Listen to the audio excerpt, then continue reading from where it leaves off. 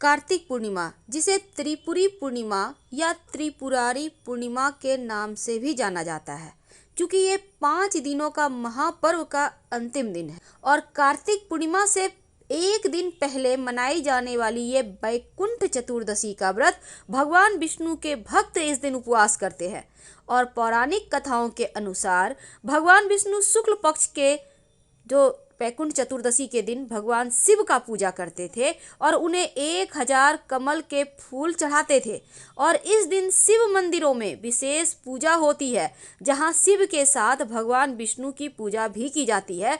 और इस दिन भक्त सूर्योदय से पहले वाराणसी में मणिकर्णिका घाट पर पवित्र गंगा नदी में डुबकी लगाकर कार्तिक पूर्णिमा गंगा स्नान करते हैं। लेकिन जो देव दीपावली है वो पर को मनाई जाएगी। आमतौर पर देवताओं की दीपावली के रूप में इस कार्तिक पूर्णिमा को जाना जाता है। और कार्तिक पूर्णिमा के दिन गंगा स्नान की महिमा बहुत है। अगर हम प्राचीन हिंदू धर्म ग्रंथों की माने तो त्रिपुरासुर नामक राक्षस का वध इसी दिन भगवान शिव ने किया था। और इसी कारण से कार्तिक पूर्णिमा को त्रिपुरारी पूर्णिमा भी कहते हैं। देवताओं को त्रिपुरासुर की मृत्यु के कारण हर्ष की अनुभूति हुई और इसीलिए सभी मंदिरों में और गंगा नदी के तट पर मिट्टी के दिए जलाकर कार्तिक पूर्णिमा को दिवाली की तरह मनाया गया।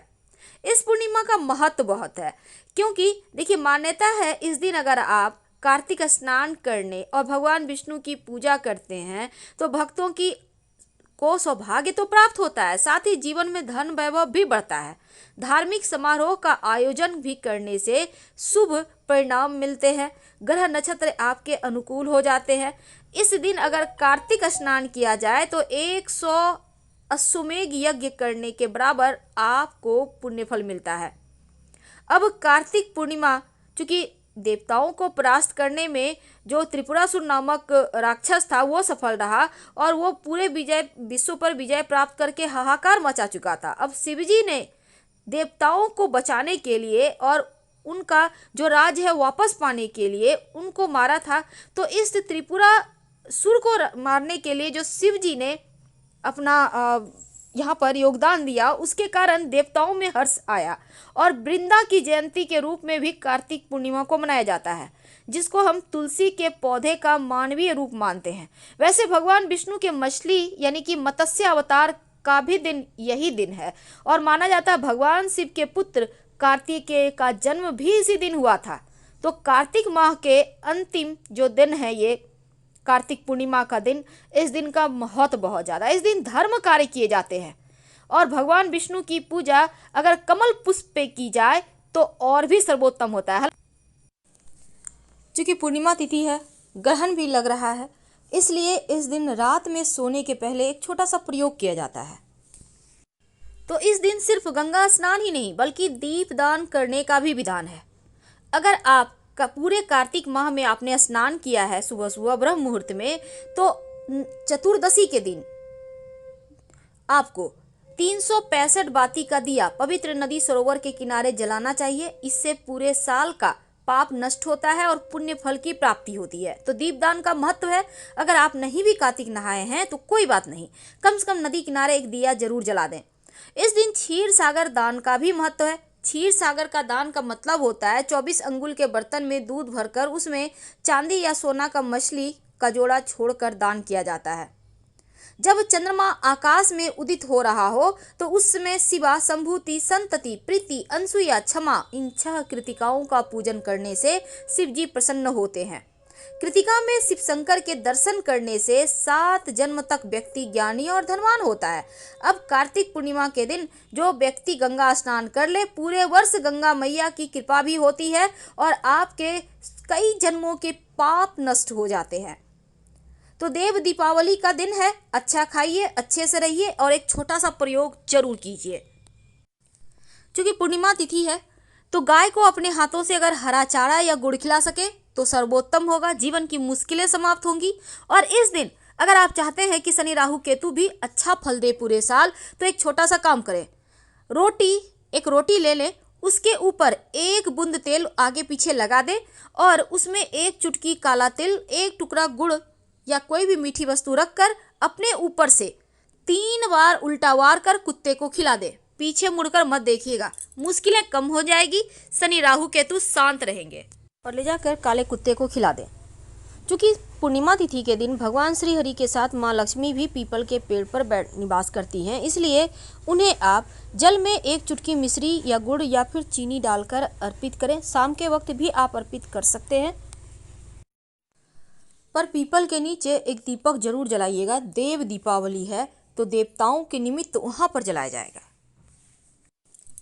और जब आप उनको जल अर्पित कीजिएगा पीपल के पेड़ में, वैसे तो सुबह 10:30 बजे तक अगर आप जल अर्पित कर सकें तो ज़्यादा अच्छा है, नहीं तो शाम के समय करें। दोपहर में पीपल के पेड़ में जल अर्पित ना ही करें तो अच्छा रहेगा।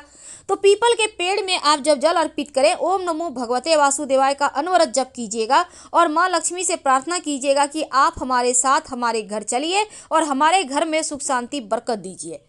शाम के वक्त एक सरसों के तेल का दिया काला तिल डालकर पीपल के नीचे जरूर जला दें और पास में हनुमान जी के मंदिर में एक सरसों के तेल का दिया में एक लौंग डालकर जला दें, तो हनुमान जी आपके जीवन की मुश्किलों से आपको बाहर निकालेंगे। अब चूंकि इस पूर्णिमा तिथि के दिन शिव जी की विशेष पूजा होगी, इसलिए शाम के वक्त एक घी का या तेल का दिया जलाइएगा शिव जी के मंदिर में और उसमें एक लौंग डाल दीजिएगा। आपकी समस्त मनोकामनाएं पूर्ण होगी, आपके जीवन की जो भी अधूरी इच्छाएं हैं वो संपूर्ण होगी, क्योंकि लौंग डालकर जलाने से मनोकामना पूर्ण हो जाती है। तो जल में 1 चुटकी काला तिल डाल दीजिएगा अगर आपको जीवन में पितृदोष परेशान कर रहा है तब। और इसके बाद आप घर के आसपास जहाँ भी पीपल का पेड़ है वहाँ पर 1 लोटा जल में 1 चुटकी काला तिल लेकर जाइए पीपल के पेड़ के पास। अब प्रेम से पीपल के पेड़ में जल अर्पित कर दें। अगर आपके घर में कच्चा दूध और मिश्री या गुड़ है तो जल में ही डाल लीजिएगा और ओम नमो भगवते वासुदेवाय का जप करते रहें अनवरत। और इसके बाद पीपल की कम से कम 7 परिक्रमा करें। फिर एक काला धागा लेकर अपने घर से जाइए, अपनी मन्नत कहते हुए पीपल के किसी भी डाल में जितनी मर्जी उतनी बार लपेटें। उसके बाद 7 बार गांठें लगातार 1 2 3 4 करके 7 बार लगा दीजिए और फिर बिना पीछे मुड़े अपने घर चले आएं। नौकरी रोजगार की बाधाएं समाप्त होगी, जॉब प्राप्ति होने में आसानी होगी। बहुत सिंपल प्रयोग है, इस बार जरूर आजमाएं।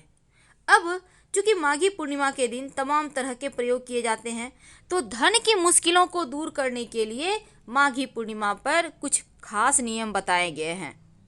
देखिए, माघी पूर्णिमा के दिन चंद्रमा मघा नक्षत्र में होता है और सिंह राशि में। तब यहाँ पर देखिए, ब्रह्मवैवर्त पुराण कहता है कि माघी पूर्णिमा पर भगवान विष्णु गंगा जल में निवास करते हैं, इसीलिए इस दिन गंगा जल में नहाना चाहिए और उनके स्पर्श से, गंगा जल का स्पर्श से पुण्य फल प्राप्त होता है।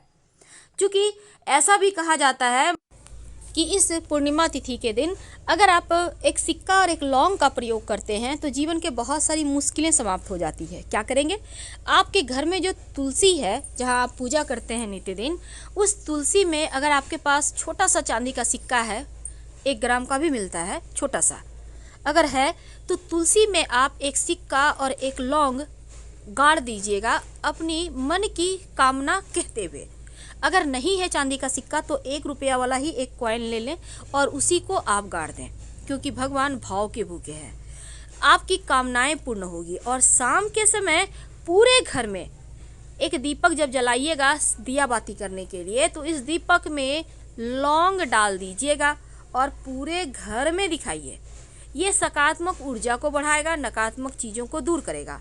लेकिन अगर आपको लगता है कि आपके घर में पितृदोष है या आपको लगता है कि हमेशा ही आप डर जाते हैं, नींद, एक छोटा सा काम कीजिएगा, एक छोटा सा लाल कपड़ा में 1 लौंग कम से कम माँ लक्ष्मी को अर्पित कर दें। अगर पहले से आपने जो किया हुआ है उसी को फिर से माँ लक्ष्मी के सामने रख दें, धूप दीप दिखाकर और बांधकर एक बार फिर से अपने पास रख लें। ये रिचार्ज हो जाएगा, जैसे आप मोबाइल रिचार्ज कराते हैं ना, ठीक उसी प्रकार। इससे क्या होगा, इसका पावर बढ़ जाता है और फिर अपने पास रख लें, जीवन की मुश्किलें समाप्त हो जाएगी।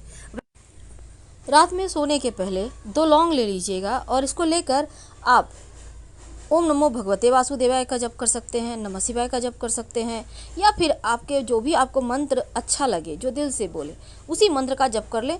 और इसको करते हुए आप कितनी बार करना है, 5 बार, 11 बार। फिर अपने घर के हर व्यक्ति के सर से 3 बार उल्टा वार लें और अपने घर से उत्तर दिशा की तरफ फेंक दें। धन की मुश्किलें दूर हो जाएगी। तो हम आपसे विदा लेते हैं। जानकारी अच्छी लगे तब लाइक कर सब्सक्राइब करें, अपनों से शेयर करें और कमेंट में हर हर महादेव जरूर लिखें। धन्यवाद।